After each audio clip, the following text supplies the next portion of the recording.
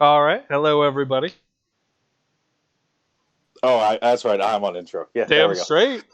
So anyway, since many of us are, let's just say, house ridden right now, we're putting out an episode. Luckily, this game doesn't really change whether you're allowed to go walking around or not. This week, I don't even know what day it is.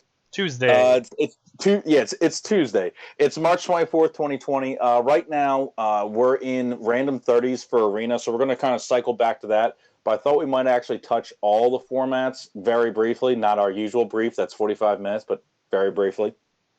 Um, I can honestly say I feel like I learned a bunch in the last week as I'm jumping from format to format. The one area I can definitely cite is how evaluations and play skill changes from format, and we talked about that before. But one of the examples is if you look at Tom Sorensen, so he talks about one of the big strategies of get ahead, stay ahead. How hard that is to do in constructed versus limited is very different. In constructed, getting ahead usually means if you have an idea what your opponent's playing, you know kind of how to hold back. In say random 30s, when you have no idea what's in their hand, I've found you can actually read the computer actually gives you tells in that if it's your turn, you go to hit pass. If it shoots right over to their turn, what that's telling you is if they have a gold, they don't have any ambush cards, they don't have any events. If they have their gold spent, that means they have no zero cost events, no zero cost ambush cards. So the computer can kind of actually tell you what's in their hand if you watch how quickly it auto cycles from pass. I don't think there's an easy way to determine this unless it's like, all right, always wait for 20 seconds. But when the clock is ticking, I think you actually would rather someone know you don't have anything and save 10 seconds because I have actually timed out one or two people, even with this 25-minute per person time limit.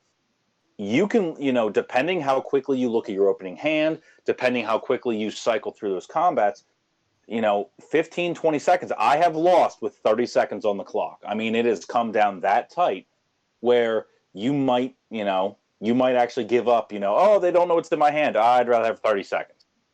So that came up. Let's start with random 30s. Have you been playing any random 30s versus real people, Brandon?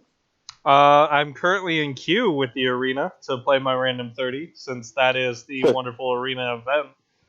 So you're waiting to see people. Yes, I am waiting So to see people. It's like kind of like my dating life.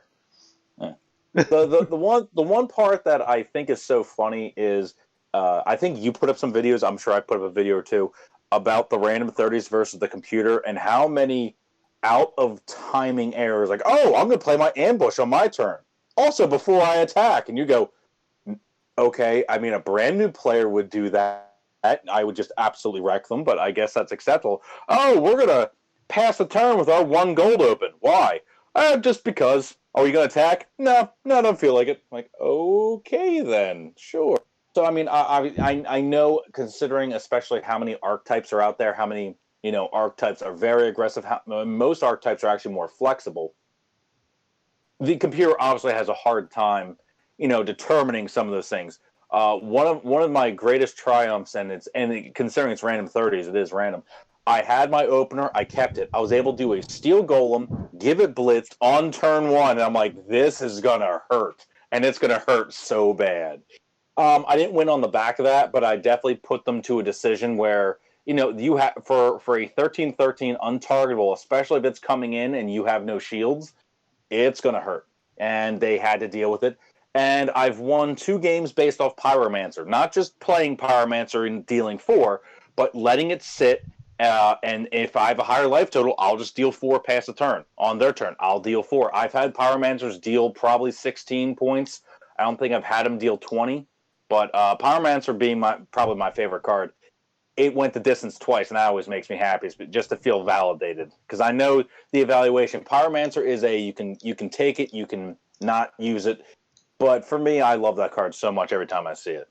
No, but it's coming back to when we were talking about card hand economy, where it doesn't require you to waste the card in your hand to spend that gold. If you can just burn that later on, since they didn't play anything of value, allowing you to keep another option open for later in the game. So it really Yeah, makes I a mean, big difference there. it makes a big difference. And one of the ones I know it comes highly rated, but seeing it truly in action, Ice Drake, no loyalty, just being an ambush 6'8" airborne body it is way better than, I mean, because you're like, oh, without loyalty, how much can it do? A 6'8" blocks a lot, and if they have to use a one or two cards to remove it, I had someone in constructed have to use 3 cards to remove it through no tricks of my own, but they were able to deal like 4 points, 3 points, and then they had to deal an extra two. So it took them 3 cards to remove it. So if you go for card economy, that was a 3-for-1. So I mean, it's being a six power, okay, that at least kills off things like Angel of Light, Angel of Death, those sorts of things. But that 8 toughness, that is so sturdy. I mean, and obviously throw in ambush. I've been playing a bit in constructed. Ice Drake is a card I really respect. It really is representative of how many powerful cards were designed in that base set that have no peer in the expansions. Ice Drake, Angel of Death, Angel of Light, Dark Knight. Guilt Demon.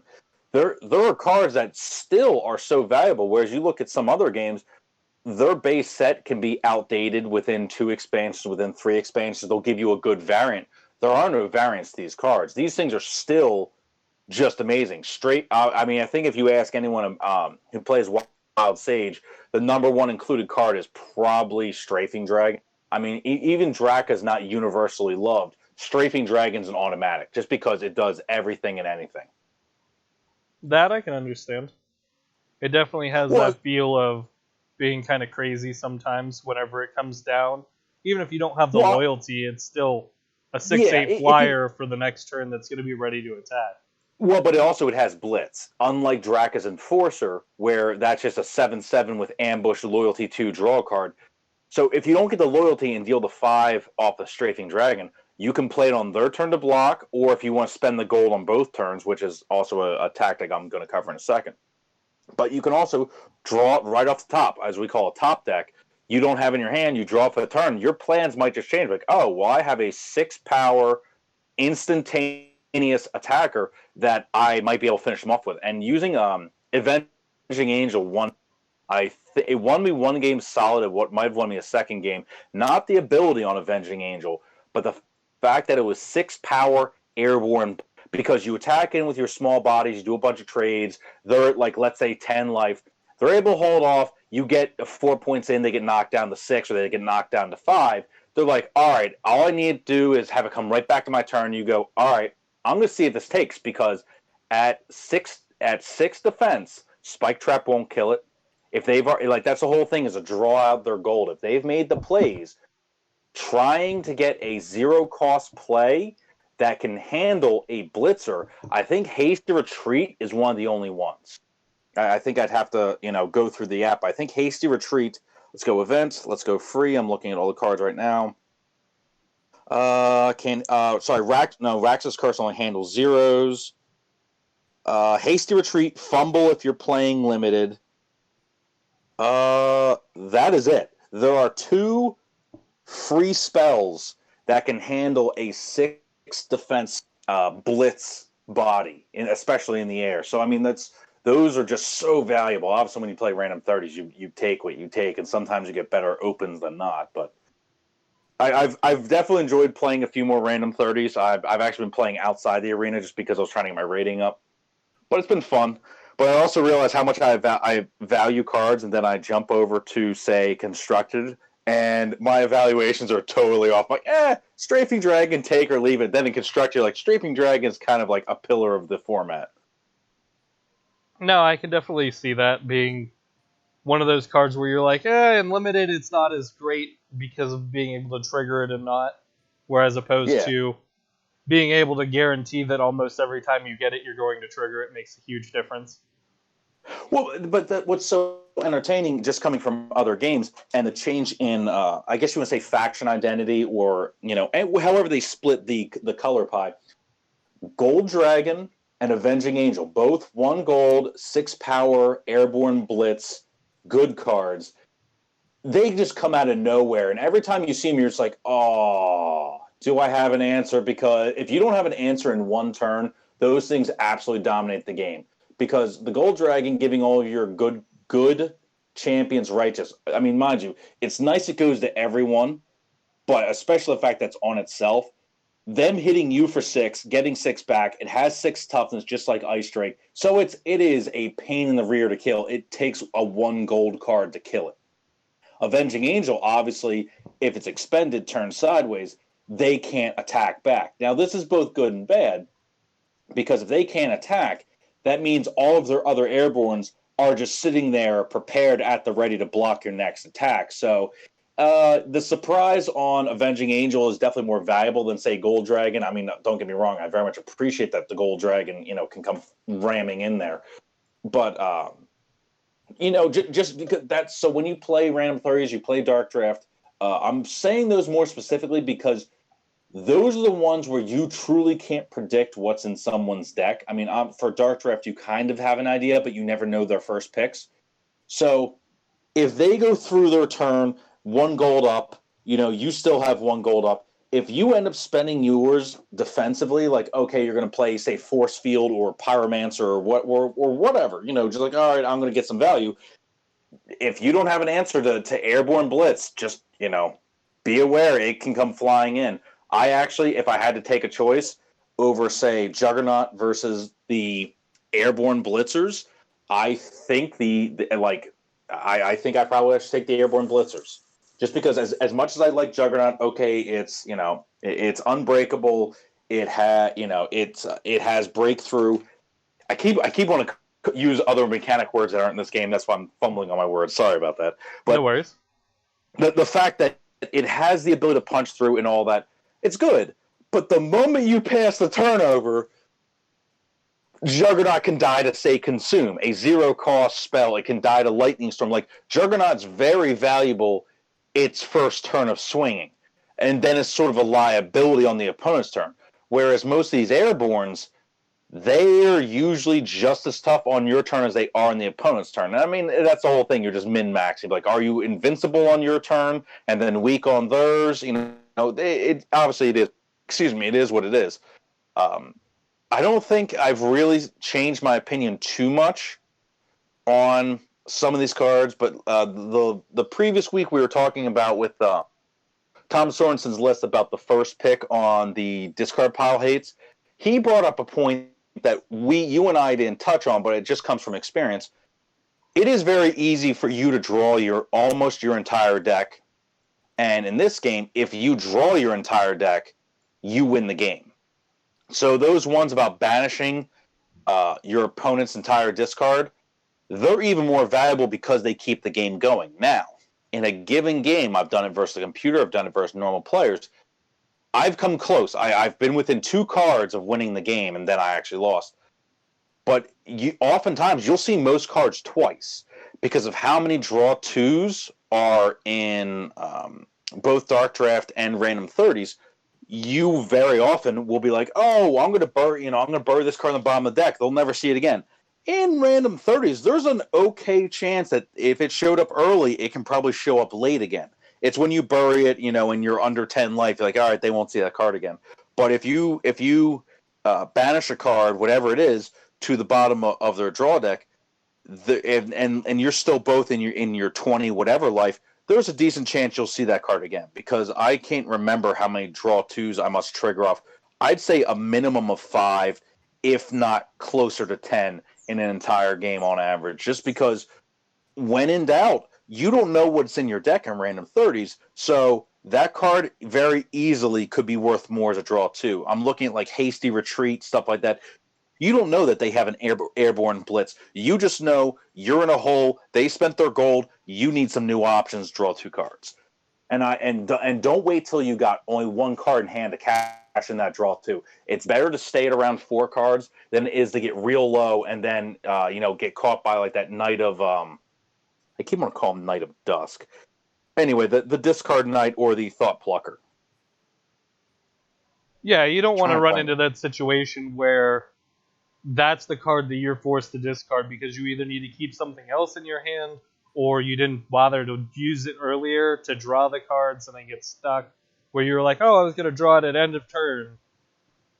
Yeah, and that's the whole thing, is that because this game is about reactions versus responses, and it's the same reason where in other games you'd pass the turn with your Force Mage Apprentice prepared, you use it on their turn.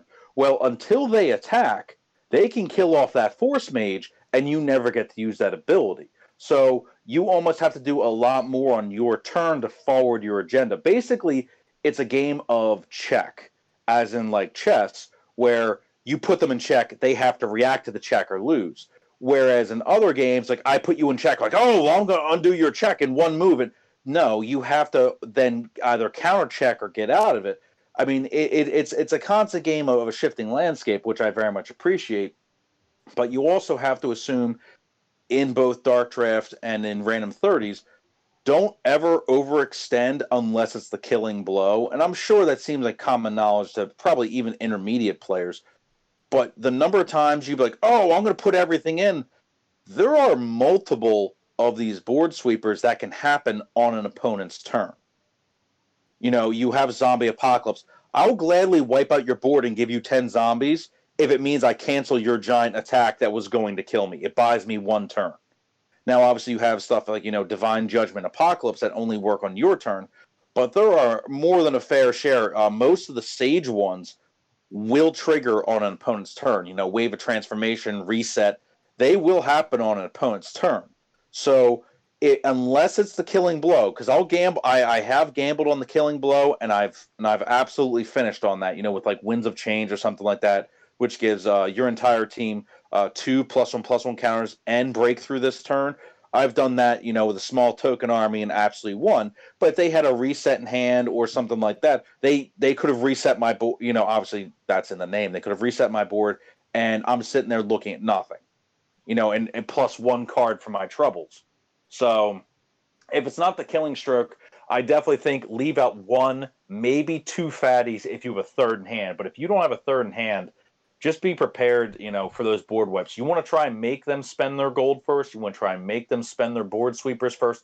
You want, like for Steel Golem, if they don't have something that keeps making tokens, they have to answer it, because a Steel Golem will eat you alive.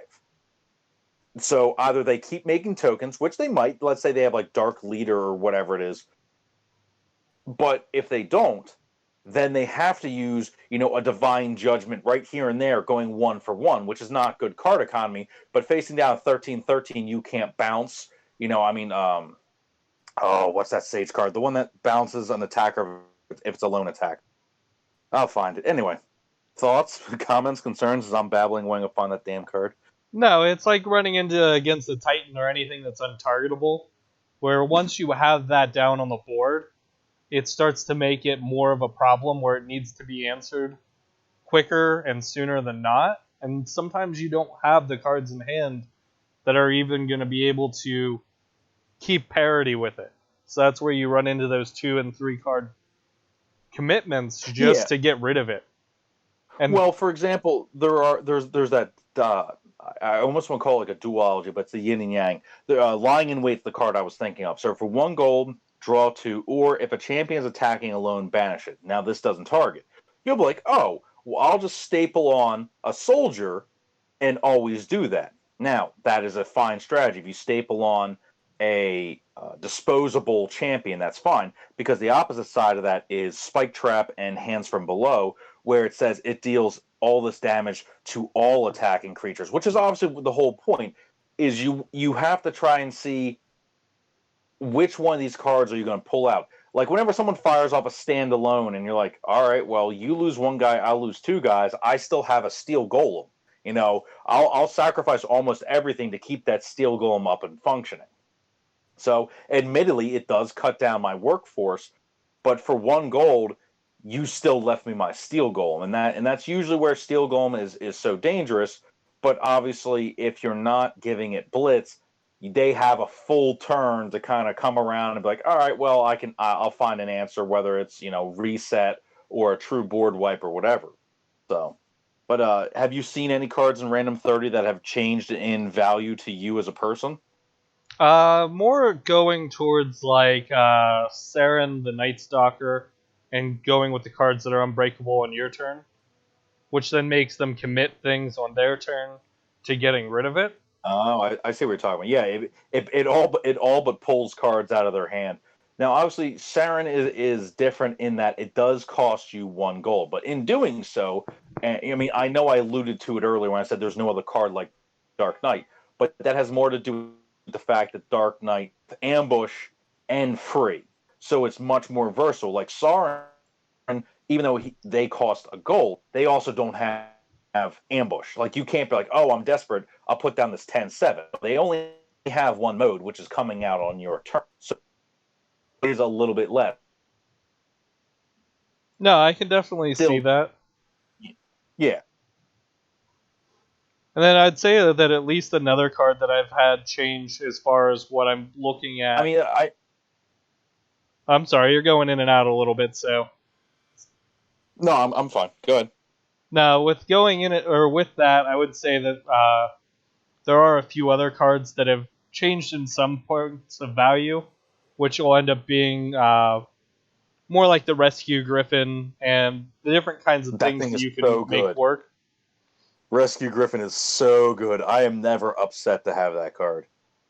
No, Unless I'm trying to trigger loyalty. That's like the only time I'm like, why can't you be the other faction? Other than that, that card's amazing.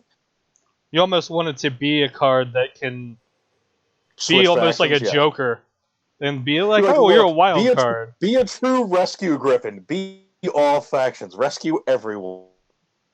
Rescue everything more. But the comments Tom was making, now mind you, at the time of our recording, these comments are like 3-4 years old, but obviously they're true now because we finally get to play with these. But in limited, any champion that has tribute draw card, not the loyalty draw card, that just has tribute, it is. I'm not using the term invaluable, but that's pretty much the bar for how you should judge a champion. If it doesn't do something to take a resource, at least these put down a body, and because you spent a gold, they'll put that card right back into your hand. So at least you get to see one more card. You get to come up with another plan. Now it might be something like White Knight, where okay, without Blitz, it's just a 9/9. It sits there. Okay, but still a 9/9 that doesn't actually cost you a card. It's acceptable. I'm not saying it's perfect, but it's definitely acceptable. So when you keep looking at some of these cards, was Mythic Monster. It's 1 gold. It's a 13/15. Comes into play. Draw a card. Now that doesn't sound as impressive till you realize it can hold off a Steel Golem by itself. There aren't many cards that can block a Steel Golem. A, kill it, but B, also live. It's a very small list that can do that. So that therein is something valuable versus say Triceratops, which is 1 gold, comes in, draws a card. It's a 10/10, but has breakthrough. So you're trading 3 power and 5 defense for breakthrough, and they both have their own situation. But just the fact that you can put down a threat, and if you do that, for me, I always call them like my turn ones. On my opponent's turn one, I want to put down the lurking giant. I want to put down an 11/11 and just have them go, that's way faster than I thought it was going to be.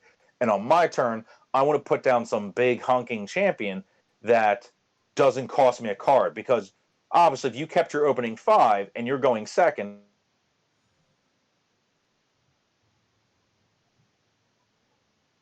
that usually you for that. No, you're bouncing in and out again. Sorry, No must worries. be my mic. Is that better? It's going a little bit better. Emotionally, but Only emotionally. one of the areas I definitely would touch on is that you don't feel the impact of being up or down a card till you're in probably 3, just because you're like, all right, I'll spend 1-2 cards here. I'll spend, and that's when you start getting 2 cards. You get down to 1 card and you go, oh, I'm at 1 card, they're at 4. And some of it just has to do with you weren't keeping track that they spent that deadly raid early for 2 cards, because deadly raid's a killing blow. You usually will not use deadly raid if you're not going to push someone off. So if it's in your opener, it's honestly worth a draw 2 more than that. No, I can definitely see that going and being a very powerful strategy. And and that's really, I don't know how else to say it other than it learn all these things are there, very obvious because the words are there. We're not looking for hidden caveats. There is no errata, which is, oh well, this card does this because we say so. The cards do what they say. You have to learn a few things like the triggering triggering recall and stuff like that. But events that say draw two, or they're basically telling you right ahead of time, these are never dead. Now, as far as what you do with them in your random 30s, in your dark draft, I mean, if any turn feels like you could do something, but it wouldn't impact that much, absolutely draw two instead. If it doesn't feel like it's the critical turn, with the one where if you make one slip, you're dead. If it's not that, absolutely draw two cards. Try to keep your, at that four card, preferably five card, grip. Just because you don't know your deck, but also your opponent doesn't deck. They don't know what's, and that's why Psionic Assault is so powerful in limited, because of the number of times people will get themselves down to two, three cards. You hit them with that, they may have just lost. They might have to make a choice between that Avenging Angel and every other card. Is Avenging Angel going to pull them out for the win? Because there's a, if you have three cards and let's just say they're two events, they both say draw two. You've already spent your gold. I hit you with a assault. You now need to choose between the cards that will let you recover and the possible card that could lock the board down. There is no guarantee, because if I handle your Avenging Angel, honestly, at that point, you're basically ready to. And that's something that only more play and I'm not gonna be so boisterous to be like, oh, I knew all this beforehand. I knew from other games, but other games have a response card play. You do something, I can immediately do whatever I want. Until you pass over priority, until you hit, go to attack events or go to attack or whatever, I can't do anything until you let me turn. So, if you hit me with a assault and I've already spent my gold, I am up a creek. And so, those are the things. They are lucky that you get those cards, but also knowing when to play them. Because right out the gate, my first turn play should not be Psionic Assault. Because you just shrug, go, oh, I have a 5 card hand. I'll do a draw too. You get some flack, but that worry. No, I can definitely see that, and being able to make different things work out in your favor is also nice, so that you can chain reaction your responses that they are trying to make happen. They are, and I mean, some of the cards that I guess kind of change how I feel about things. Let's take Sirens. Siren Song is arguably one of the best cards I'm not playing in constructed, because it always feels like it just misses the podium. In that reference, I'm talking about Olympics, but in case anyone that one. But it's a zero cost event. It says if it is your turn, control of a zero, spend that champion, or for one gold, draw two cards. In limited, there are you can guarantee that you're going to see a zero cost. It's most likely going to be a token, or it's going to be something off color. You're not going to be stealing someone's muse every time, but stealing their demon token, it's pretty decent. You might not steal their Dark Knight or whatever, but this card, I've seen it played and done some amazing plays. I've also cycled very early. Like, if I put someone on their heels, I put down, say, Sea Titan or whatever, I will see them respond with, uh, I'm just going to cycle this and get two cards back, because I need to handle the Sea Titan. No stealing a zero cost champion is going to stop a Sea Titan. It's not going to stop a Steel Golem. I mean, it's a very flexible card. It's not so valuable you hate to draw to. My example for that would be Amnesia. If you are gold to cycle that for two, you're either you're either winning or you're desperate. You don't just do it because. Siren Song, yeah, I'll pay the one goal, be like, I don't need hasty retreat. I'll say same thing, vanishing, same thing. The times where you look at these cards, you're like, this could do something, but I'm not winning. If I'm winning, I'll hold on to it. If I'm not winning, if either we're neutral or I'm losing, I need those two cards more than I need to hold on to a very conditional. No, I can definitely see that, and that's where those cards like Spore Beast definitely come into play, and being able to have some tricky combat tricks come out. Since it has I ambush, you like, can throw it down early and kind of make it work its way into being a gold card. yeah, I mean, Sporby is it's I see I don't even want to call it interest because if you are able to give it blitz, it's good. If not, then it's just comes down and it probably blocks some. You're putting it down at the end of their turn. You're probably either in a better position or you're not doing it right. Now, I'll clarify that because if I'm not ahead and I add an extra presence board, but it's only a 2/2 that is used to make combat tricky. If I can't do that instantly, its value as a body isn't great. But to be fair, it is a skill testing card. Example: Fire Shaman is another one of these. Fire Shaman is a zero cost 3/2 wild card that says whenever you play a 1 gold wild card, this deals 3 damage to any target. In constructed, this thing is absolutely destructive.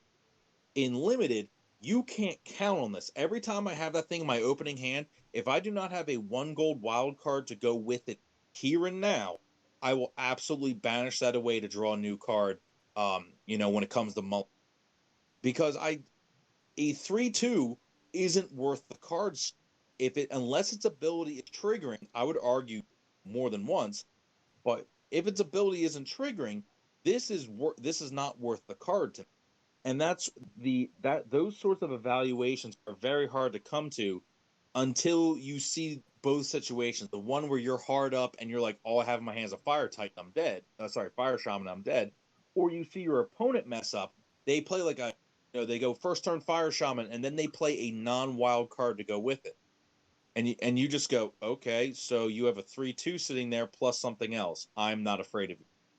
So, and those sorts of things, they go up and down in value. But the one I would say, just because I work Winds of Change, the 1 gold wild event that says all your champions gain breakthrough, and they get 2+1+1, or target champion breakthrough this turn, and it gets 5+1+1 counter and draws a card. Now, from Tom's Epic Game, he rates this card extremely low. Now, I will agree with that if this was Dark Drift. In random 30s, I'm happy to have it. But the reason this gets ranked so low is because I had mentioned about how many of these board clears that can happen from your opponent your turn. So this is a gamble. Do they have it? Do they not? And obviously, the less cards in the hand, the less likely they are to have it. Um, it's a very interesting game. I guess it is almost like chicken. How far can I push the board before they clear it? And if I push it too far, are they going to take me? Because if you walk into a board with 2 cards in hand,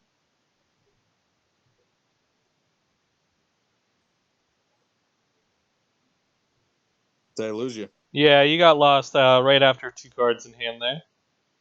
No, sorry. Anyway, so well, any parting thoughts on say random 30s or dark draft before I want to touch on constructed? Because there's been some entertaining things I've seen for constructed. Majority of what I'm saying is that there's some interesting plays, and there's sometimes where you're just going to want to keep a hand, and it's not going to have anything that lets you go on your opponent's turn. And you're That would not going be to me. really Yep. realize that at first, and then you're going to end up in this situation where you're like, hey, what just happened? Well, yeah. If you give your opponent an unchecked turn where they can do literally anything they want without fear of reprisal, yeah, that is good. That's going to put you behind the 8 ball. I mean, the best you can hope for is that they too kept a hand where they can't do anything on your turn. but not very likely. It should be keeping at least one trick or one ambush card or whatever. But if you see turn after turn that they keep passing with a gold open, I just go, all right, I have them.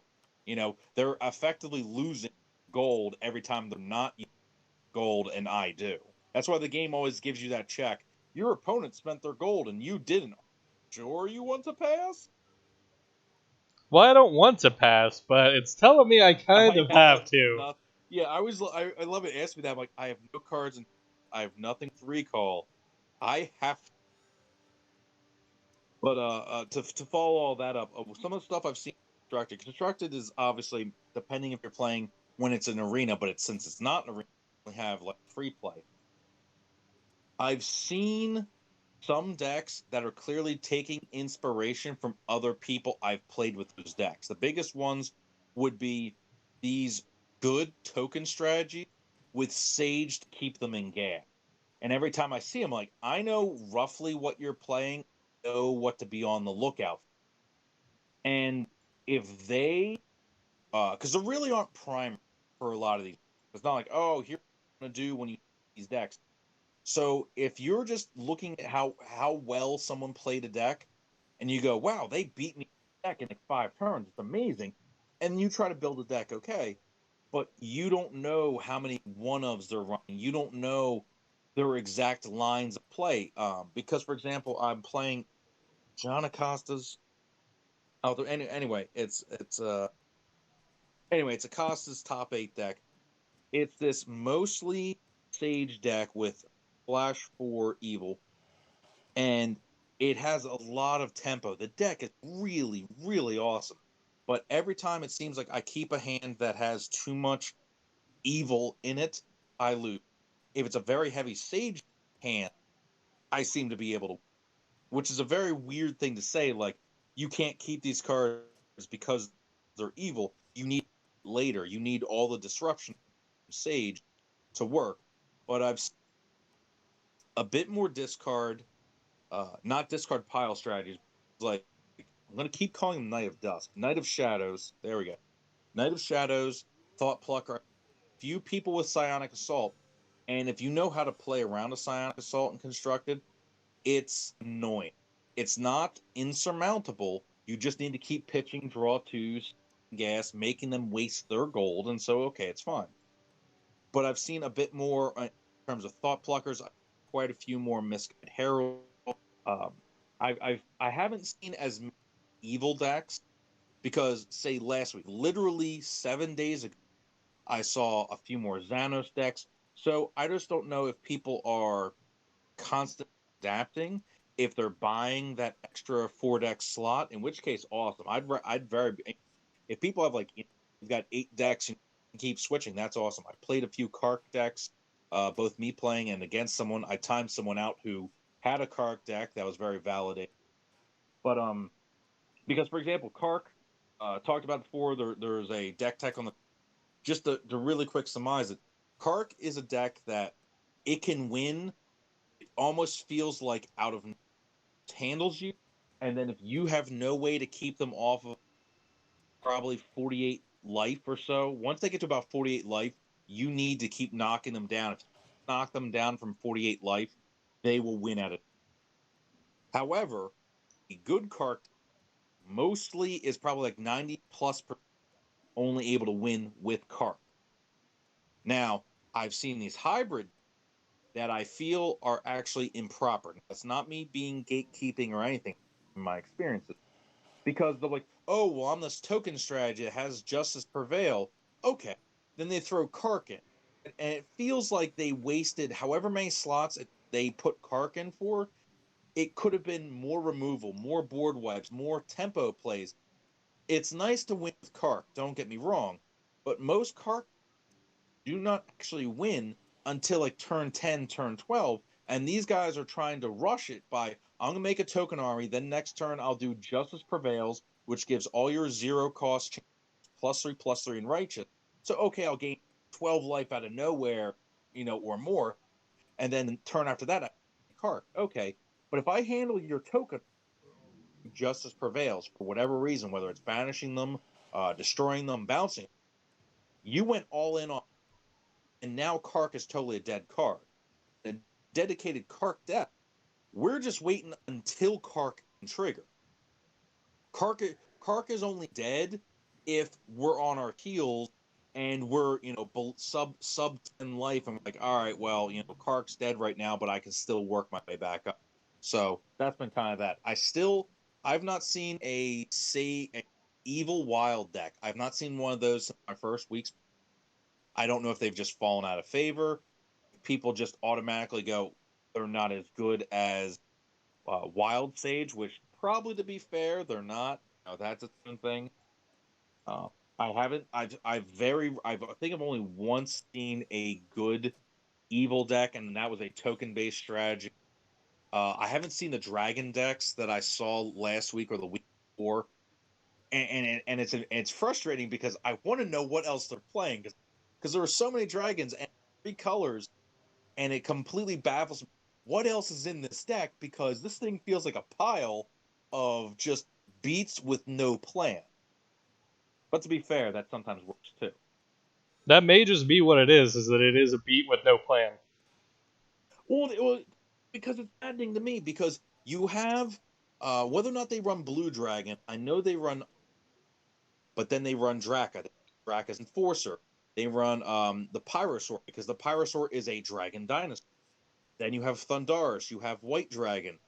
And at this point, I'm like, all right, well, let's just say I use 3 of all these. I'm at like 40 something cards, and then I just sit out with like draw spells and board wipes. But I haven't seen it since, so because they don't these dragon decks, they did not see a good plan versus Kark because of how many board wipes, and every dragon costs 1 gold. So I just wait for you to get 2 dragons on the board. I use my 1 board wipe. I'm caught up and possibly advantage.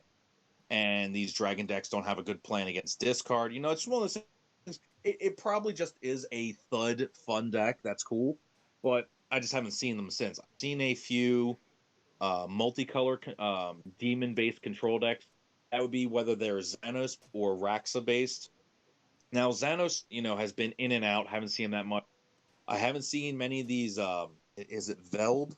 The loyalty X. What's it? Is it Veld? Which one are you basing it off of? What color? Velden. There we go. It's Sage. It's the 1 gold. It's a 10-13 blitz. Loyalty X for each card you reveal. Return 1 opposing to it. For last week and the week before, I saw some very heavy Sage heavy decks that might have only been Sage except for like 9 cards. But I'm not Shadow Imp decks that I saw. So I'm just guessing, trying out stuff new, trying to keep things lively because I don't know what the is for gold rewards, but I've found that the decks I play most frequently give me less rewards. Like let's say for example, Kark is probably the one I've played the most. I'm on 18 gold with one of those, but then if I play a deck I haven't played in forever, it's like you got 30 gold. I have how, why. I don't know if it's frequency. I don't know if or if it's just randomly assigned. It could easily just be random, but it just in my my peripheral observation, it seems like the more frequently play and win with a deck, the less the reward. But we are only talking 12 gold. Negligent best. No, I can definitely see that, and it really comes down to it is great that they do reward you gold for playing in what is considered like a ranked match, as opposed to just sitting there doing challenges for rank, which we've seen in other games before. Yeah, I'm very happy that we're not doing challenge gold because I would really king. So I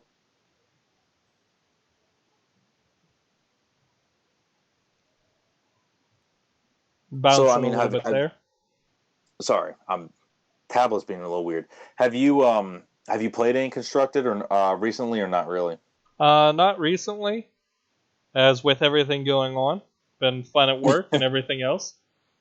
No, I absolutely. I mean, for me, most of the time, actually trying to get games during morning hours for us in the Eastern Standard. That would be, I'd say, probably before 2 p.m. rather. trying to get games against live people is very it have I've got to jump in queue like 4 or 5 times, and just this morning alone I was trying to play random 30s. I think I did 5 back-to-back timeouts, not wins, but just go in queue, wait 3 minutes, timeout. So it just seems like, obviously people are still doing their jobs from home, everything else. I get that, and the game's just not popular enough yet for us to really be concerned with that. But all that aside, I wanted to at least share my observations and I guess you want to call them revelations for how some of these formats change so much, and especially on sitting on cards with a draw two, and it's not just like, oh, I've got nothing better to do, play a draw two. If you're in the lead and they did something that doesn't concern you on their turn, like let's say they played a Triceratops, okay, 10-10 breakthrough, they drew a card, whatever. Hit draw two. Stay in cards, start advancing your plan, especially with how many cards in Constructed are really based off loyalty. Like, you need to keep cards in hand, because if I have 3 cards in hand, most likely any loyalty card is not going to trigger. So, because that of course is the big problem with these loyalty cards that are almost, they are the cornerstone of Constructed. They need you to have cards in hand. You can't be playing off of a top deck, and it's just learning that fact. Actually getting it seared into you, not just hearing it, but actually knowing that's how it works, is something it takes a little bit of time. It takes a couple losses before you realize, yeah, it's because every 2 to 3 turns they drew 2 cards, and it wasn't just Ancient Chant. It wasn't a dedicated draw card. They'll pitch a Vanishing. They'll pitch that Hasty Retreat or whatever. They'll pitch Heinous Feast and get 2 cards if they know you're not a discard pile based deck, because that's one of the big tricks with these Wild Sage decks. They're not based off the discard pile, so you can relatively, I'm using the word relatively unless they're running Memory Spirits, pitch the Heinous Feast, pitch the Amnesia, send those off for 2 cards. If your opponent's like, oh, Strafing Dragon, whatever, I'm like, I don't think that they're an Army of the Apocalypse deck. I don't think there's something that's out there trying to manipulate their discard pile. I'm just going to, go get 2 cards. Now, of course, the inverse to that is, if you are running Zombie Apocalypse, you kind of need to keep their discard pile clear, just so you're not giving them, 30 zombies to your 2. But it's all wax wane, and I think more than other games that you and I have played together, this is a game that's very much about being flexible. You have to kind of read the situation and constantly be adapting. That's why I hate to say that it's not a strategic game, because it is, because you need to construct your deck ahead of time for Constructed, or in Dark Draft you need to have a plan going in there. But as the game unfolds, it's a very tactical game. You can't be thinking too far ahead. You might have an idea of what you want to do. Like, when you're a kid, you're like, I want to live on the West Coast. But you have no idea how you're going to get there or what job you're going to... You just have a grand idea. Like, you have an overarching idea. And in this game, it's like, I'm going to win. Well, are you going to win by Kark? Are you going to win by drawing your deck? Are you going to win by, dealing the lethal amount of damage? And you just have to keep altering between, oh, well, they set me back. Well, how far did they set me back? Can I dig myself out of this hole? Can I put them in a hole? And it's this constant check back and forth. I don't think I've felt a game that on this level feels like, as long as you're being not moderate, I guess you're showing a hair of conservative effort. Like, you're not putting your entire hand on the table and hitting send. If you hold back ever so slightly, you're never really out of the game. Like, I don't think I've played a game, a card game rather, like this, where you're never out. You're never stone cold dead to rights, as long as you have, say, 3 cards in hand. No, I can definitely see that and agree that there are certain times where it does get kind of crazy with the amount of cards that you can make happen and the effects you can make work for you. And it all comes down to how you're making it actually trigger. Well, especially with my observations for constructed, which are I went from seeing these shadow imp decks I'd say like every 4 games. I finally see some Kark decks from the other side. I've stopped seeing these Sage Evil decks. So you go from what in other games would be a very predictable meta. Okay, here's the best. This is not only a rock paper scissors sort of meta game. It's like that one that's like a 9 point star where it's like you got Spock, you got Lizard and Potato, or what, I don't know all the points on that star, obviously, but it's oh, I can be good against these 3 types of decks, but then I auto lose to this one type of deck, and I have to fight tooth and nail to win versus say Kark. Some decks auto fold to Kark. I will argue a token deck is like 1090 against Kark. Like, they only can win if they get a really insane fast draw and Kark doesn't have the right number of board wipes that it should. But then Kark versus Sage Wild, you're completely at the mercy of how much direct damage can they point at your head. Because if they can keep you off of that 48 life, they'll let you gain, state of 40 or whatever, then develop a board state out of nowhere. They can recover because Sage Wild, of the decks that I've seen, has arguably the most ambush bodies that matter. And I can phrase that because Dark Knight is not an ambush body that matters. It has ambush, it's not usually what I use it for. Guilt Demon, same exact thing. We talked about, say, like Rescue Griffin or the Gargoyle. Those don't affect me that much. But when you have Strafing Dragon, possibly with Ice Drake, you throw in a definitely running surprise attack. I'm trying to think what Crystal Golem, in some builds. If I clear the board out, I spent my gold. You're like, all right, well, I'll just put one more body on the board. You're like, oh my god, how many times do I need to clear this thing? And that's the problem, is that Wild Sage is probably more favored versus, say, Kark decks. And then you bring in these Xanos builds, and you bring in these Army of the Dead builds, Army of the Apocalypse builds, rather. And while many of these decks can be kind of identified by, say, 1 or 2 archetype cards, there is no I win deck. There is no deck that's good versus more than half the field. And so many times it really is the player at the helm of it. And that's a very good thing. And I think part of that comes from the fact that there is no resource denial in this game. There's no way for me to steal your gold. I can trick you by my plays into spending your gold, and then I spend my gold more efficiently, but I can't take your gold. I can't gain more gold than I have. I can't, there aren't cards that let me break the game, and that's where the one card, Blind Faith, got banned because it broke the game. That's exactly what it did.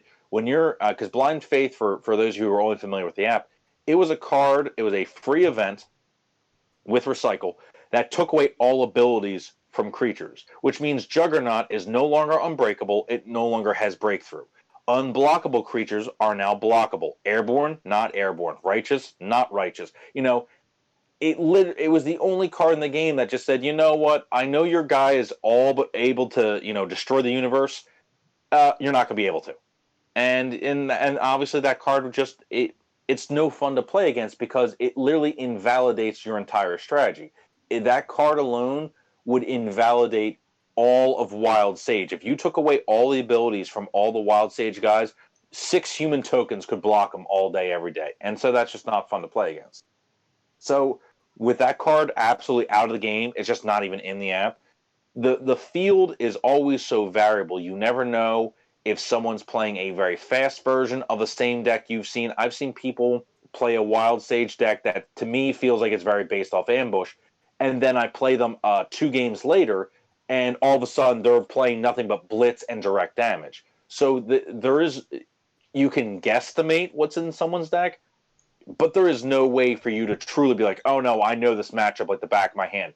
You still can get surprised because, unlike other games, I don't know the exact contents of your deck.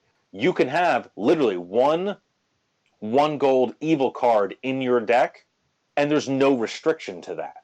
There's nothing to stop you from playing off colors. You're not forced to only play 2 colors. And that sort of freedom in design means it really is a true game of skill between players. Sometimes the tools do get in the way, but there's no way for you to say, oh, my Wild Sage beats every other deck out there. That's just not true.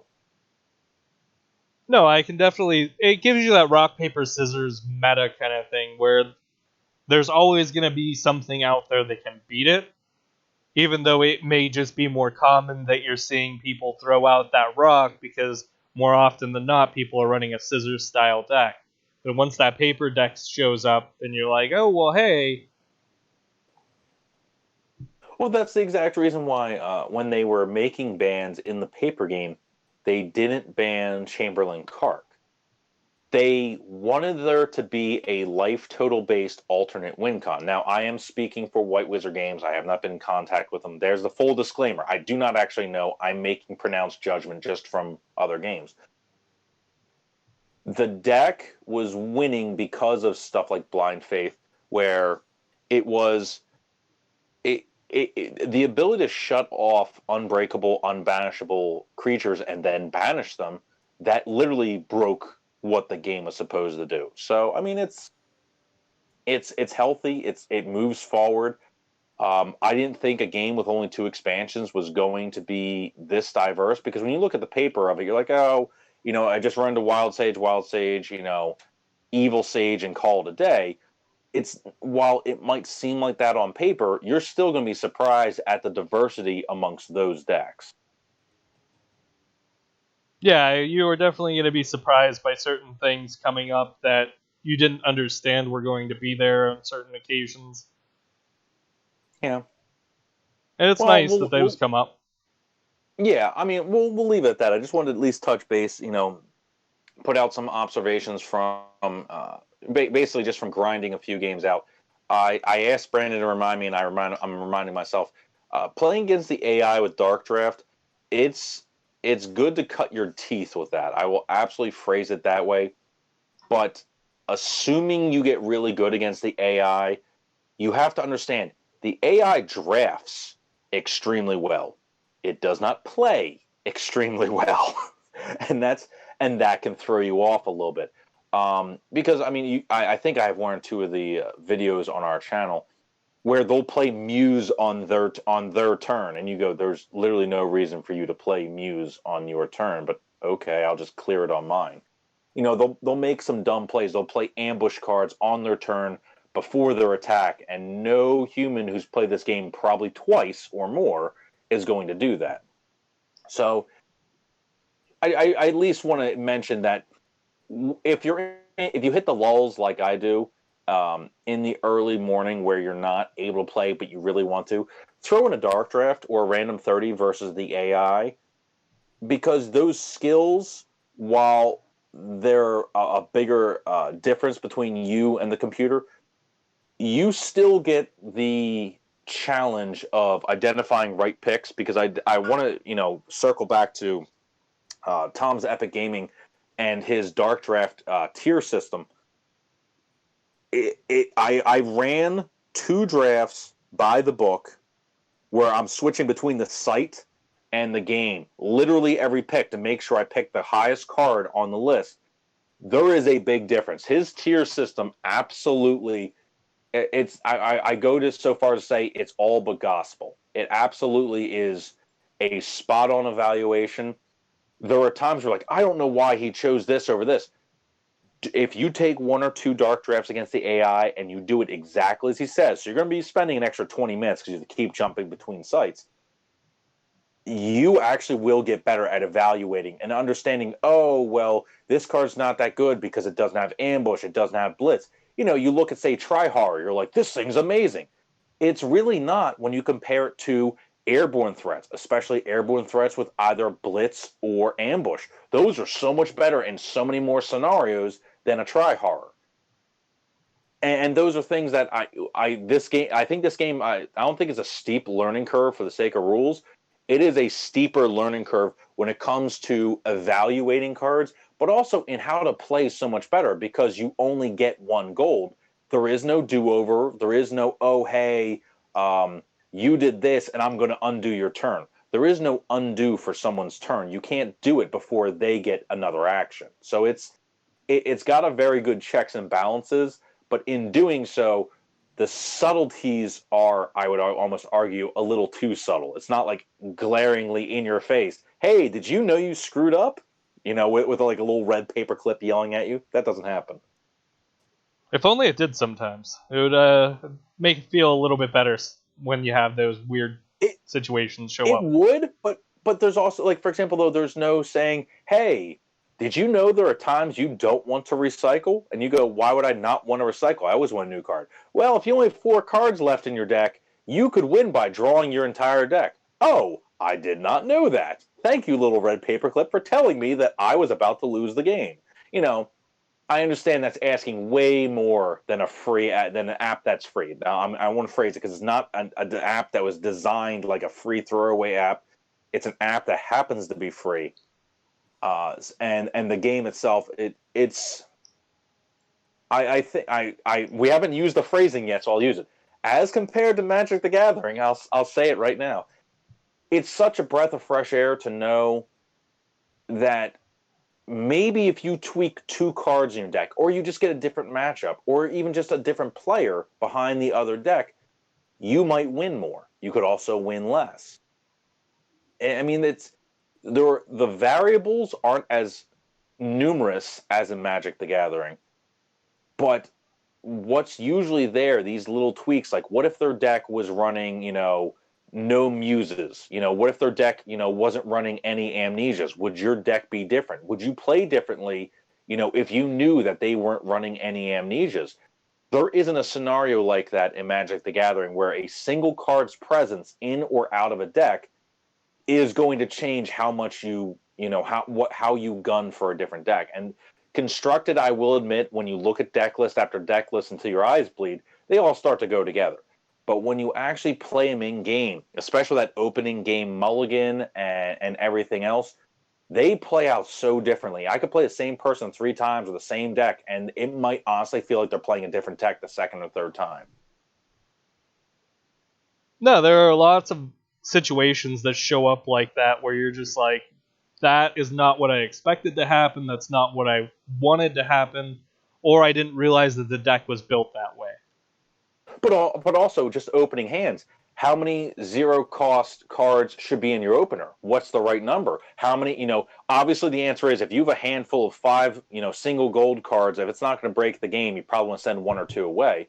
But, what's the right number? Because there have been times I've had in random 30s where I have 3 free cards. I'm like, maybe I'll keep it, but then I realize my hand's going to be empty on turn 2. And if they answer my board state, I'm absolutely floundered. So this has been a very enjoyable experience because I'm learning on a level that in Magic the Gathering sometimes could just be brushed off as, oh, the environment's not right. The environment for this game, with the exception of obviously when it was Kark before the bans, the environment for where this game is at is very healthy, and I wish I could do dark drafts probably in half the time, just for whatever reason, just, play them in half the time. But other than that, I'm very satisfied with how it's actually teaching me to be a better player, in that if you give it some observation, if you start going, oh, did I draw enough cards? Was there one situation where, I messed up? And yes, every now and then you'll get a misclick. I've absolutely hit past the turn, and I'm like, oh, I wanted to attack once more. Other than misclicks, there are times where I go, should I have passed the turn? Should I have answered their threat? Sometimes you have to worry about how low can I go before I have to worry about them, ending the game with direct damage. The answer is, if you go to 3 points, there is a 0-cost event called Fireball. They can put that right at your sky. Now, as far as where you can go if they have a gold open, the answer is 8. They can do 8 points of direct damage with is it Flame Strike or Flame Slash or whatever it is. They can just put 8 points out of nowhere with 1 gold. So, I mean, once you know these things, you start to play around them. Like, all right, I'll make some blocks. I'll make some dumb blocks so that I can stay at 9 or 10 life, so that they can't end me in one card. It'll take 2 cards. Those sorts of things. But that's all experience. That we're talking. What do you think? The upper 10%, upper 5% of card knowledge. No, it definitely, I'd say upper 10% of card knowledge. It also comes down to the different things that you're going to run into as far as realizing what plays are actually going to come up to you. And it does come down to a little bit of luck. If you're hitting them with this card and trying to fight your way out, however, you're at a low life total and they draw that one card that has Blitz or Breakthrough, Yeah. or it just starts going through where you're just like, I was recovering, I was stabilizing. They finally drew that one thing that was going to make it happen. And you're going to run into those from time to time. Yeah. But it's But I not know going to we're going a happen little every long. time. No, I know, but I've definitely gone a little long in the tooth. That's mostly my fault. I want to thank anyone who's listening to this, whether it's now or in the future, or you're a time traveler from the past. Who knows? So hopefully I'll see you guys online. I'm NightHydra, no space, obviously. That is the MangoTango, and both of us have really dumb names, but at least they are very easily to spell. So there's always that. Well, they're easy to spell and they're memorable. I don't know. Anyone who remembers mine, more like, you have that stupid name, like, Night Snake? I'm like, yeah, that's close enough. Well, some people don't know what a Hydra is some days. It's a big snake. Anyway, it's been good talking, so I hopefully, I don't know. I mean, to be fair, you can't get much better than free, so keep playing. Yeah, it's definitely a free game with everybody being stuck inside and more things being closed as the country goes into a weird spiral of doom. It is smart to have some ideas of where you want to go and what you want to do. And thank you guys for listening. Like, share, subscribe. Sure, let's do that. Good enough There you for go. That was a me. good outro.